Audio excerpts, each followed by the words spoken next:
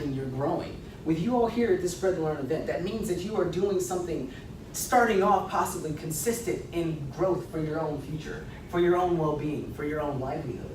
And I love this one, do not, there is no try. A lot of people say I'm trying to get consistent, or I'm trying to make it happen, or I'm trying to make it work. If you use the word try, you may as well not even do it.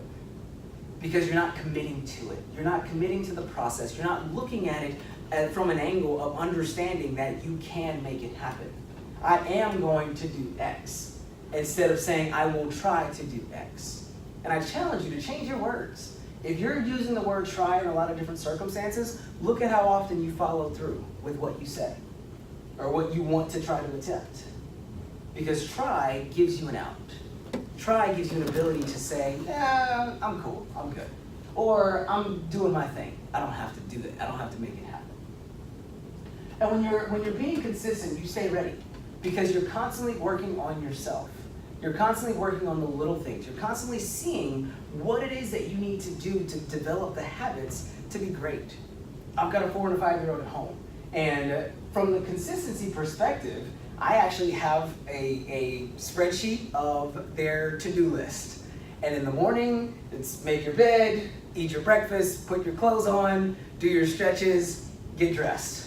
In the afternoon, it's do your stretches for gymnastics, dribble for basketball, read, do your keyboard typing time. And I'm seeing that giving consistency like that to a 4 and a 5-year-old is establishing habits that will keep them for forever.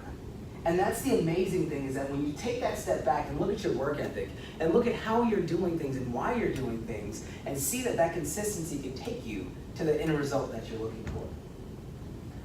Patience. This is kind of small, but the biggest key on this is patience. When you're being consistent, sometimes you're not going to see results. Results may not happen for a while, and that can be frustrating, and that can make you want to stop being consistent. Me personally, I've got this app called Productive that I have on my phone that tracks the number of days that I do certain tasks. And what's cool is I've been doing a certain task every single day except for 2 days this year. And the days that I didn't do them, I was kicking myself, saying, how did I miss it? I've been consistent, I've been good, and I could have easily fallen off the wagon, but patience is key. As you're consistently doing what you need to do, and growing, and learning, and asking questions, it gives you that ability to get to your end goal, to get to your end result at the right time and at the right place.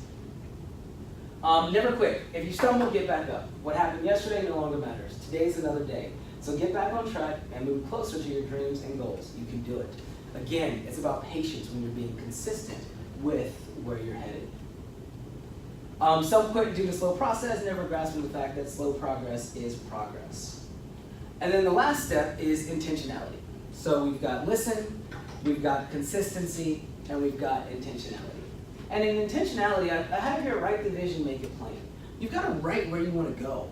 You have to have an idea as to where you're trying to go, what you're trying to do, where you want to be, where you want to end up in life, whether it's with family, career, friends, relationships, whatever it is. You have to be intentional with your thought process in order to achieve your goals, to achieve your dreams. And when you do so, it gives some amazing transferable skills. Because when you're intentional, you've got an extra layer of focus in what you're doing. You have an extra layer of care. You have an extra layer of processing. You have an extra layer of just intentionality with what you do to help take you to those next levels. And if you look at the outliers like Bill Gates, Oprah, Jordan, LeBron, these are folks who show their intentionality in their fields to be able to be the best, to be able to be great. And whatever it is that you have a passion for, that you're excited about, you can be great. You can have and do it all, but you have to be disciplined with the consistency, with the intentionality. And then listening actually is just a icing on the cake to be able to help you get to those areas. When I look at, I'm a huge basketball fan, when I look at players like Michael Jordan and LeBron and see their work ethic and how they kept their body in tip-top shape, and they ate correctly, and they worked out, and they did all the little things. People forget that to get to where you want to go, the little things matter. If you forget about the little things, it's going to be challenging to get the big things, because if you can be responsible with the little, that means that you can be even more responsible when you've got the great. And intentionally seeking out those that are doing what you want to do. Just because you want to be whatever it is in your career, director, producer, vice president, whatever, you have to intentionally seek out individuals who are doing what you want to do. And when you seek those individuals out, and if you're like me, you may not know exactly what the end result looks like, but where you may want to be.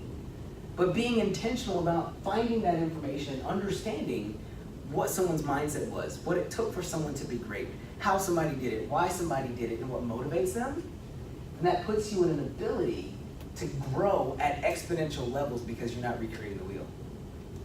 Why recreate the wheel if someone else has gone through something or has gone through some experiences that you can piggyback off of and learn from to be able to be great? Why waste that time?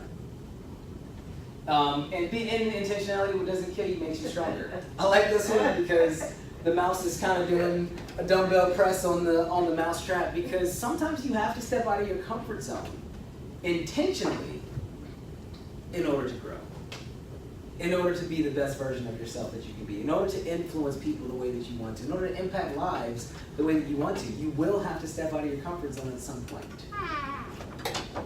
A river cuts through a rock not because of its power, but because of its persistence. When you're intentionally